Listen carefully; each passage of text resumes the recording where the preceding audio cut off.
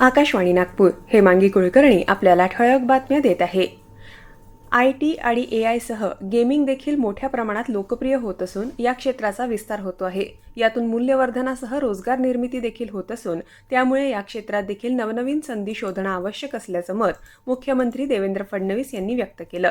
नागपुरात civil lines इथं आयोजित कॉम्पेक्स प्रदर्शनाला भेट दिल्यानंतर ते उपस्थितांना संबोधित करताना बोलत होते.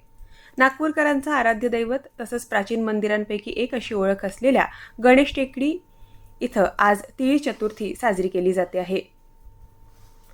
छत्तीसगडमध्ये काल माओवाद्यांबरोबर झालेल्या चकमकीच्या ठिकाणावरून सुरक्षा दलानं 12 माओवाद्यांचे मृतदेह ताब्यात घेतले. छत्तीसगडमधल्या बिजापूर जिल्ह्यातल्या पामेड आणि बासागुडा विभागात काल ही चकमक झाली होती. हे नक्षलवादी PLG बटालियन नंबर 1 आणि सेंट्रल रिजनल कमिटीचे सदस्य असल्याचं पोलिसांनी सांगितलं. अमेरिकेसोबतचे संबंध दृढ करण्यासाठी बंगळुरूमधल्या नवीन अमेरिकी वाणिज्य दूतावासामुळे चालना मिळेल असं मत परराष्ट्र व्यवहार मंत्री डॉ. S. जयशंकर यांनी व्यक्त केलं. ते आज बंगळुरूमध्ये अमेरिकेच्या नवीन वाणिज्य दूतावासाच्या उद्घाटन प्रसंगी बोलत होते.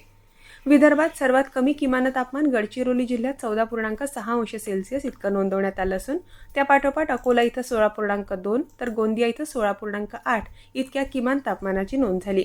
गेले 2-3 दिवस नागपुरात ढगाळ वातावरण कायम असल्यानं किमान तापमानात वाढ झाली आहे. नागपुरात आज 17.1 इतक्या किमान तापमानाची नोंद झाली. ऑस्ट्रेलियन खुल्या टेनिस स्पर्धेच्या मिश्र दुहेरीच्या मेलबर्न इथं आज झालेल्या सामन्यात भारताचा रोहन बोपण्णा आणि चीनची शुआई झांग या जोडीचा विजय झाला. पहिल्या फेरीत या जोडीनं क्रोएशियाच्या इवाना डोडिक आणि फ्रान्सची क्रिस्टिना म्लेदेनोक या जोडीचा 6-4, 6-4 असा पराभव करत पुढची फेरी गाठली. याबरोबरच हे ठळक बातमीपत्र संपलं. नमस्कार.